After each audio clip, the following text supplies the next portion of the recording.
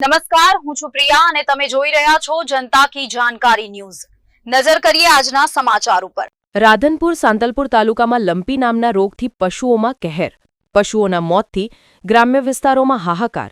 છેલ્લા કેટલાક દિવસોથી ગ્રામ્ય વિસ્તારોમાં લંપી નામનો રોગ પશુઓમાં ઝડપથી ફેલાતો જાય છે। અનેક પશુઓના રાધનપુર સાંતલપુર તાલુકામાં મોત થતાં પશુપાલકોની ચિંતામાં વધારો થયો। રાધનપુર સાંતલપુરના ગામડાઓમાં લંપી રોગથી હાહાકાર, ચિંતા અને ભયનું વાતાવરણ। સરકાર તંત્ર પૂરતી કામગીરી નહીં કરાતા સેવાભાવી લોકો આગળ આવી કાર્ય કરી રહ્યા છે। જીવદયા પ્રેમીઓ પોતાના સ્વખર્ચે પશુઓની સારવાર કરી રહ્યા છે। રાધનપુર તાલુકાના બાદરપુરા ગામે સેવાભાવી લોકો આગળ આવ્યા। બીમાર નંદી ગાયને બચાવવા રાત દિવસ સેવા કાર્ય શરૂ કરાયું। બાદરપુરા ગામના પશુ ડાક્ટર જેસાભાઈ ચૌધરી તથા યુવકોનું સેવા અભિયાન। ધનાભાઈ ચૌધરી, નવીનભાઈ સાધુ, અરવિંદભાઈ ઠાકોર સહિત સેવા કાર્યમાં જોડાયા। જીવદયા ભાવનાથી પ્રેરાયેલી નિસ્વાર્થ સેવા પ્રશંસનીય બની। સરકારશ્રી દ્વારા તાત્કાલિક રસીકરણ અને સારવાર સુવિધા વધારવાની માંગ। રિપોર્ટ અનિલ રામાનુજ, રાધનપુર। હું ચૌધરી બાદરપુરા ધનાભાઈ રામાભાઈ। અમારા ગામમાં લંપી રોગ આવેલો ખૂબ હોવાથી અમે આ જયેશભાઈ આ બધા લોકો સાથે મળીને ફૂલ સેવા અમે કરે છે।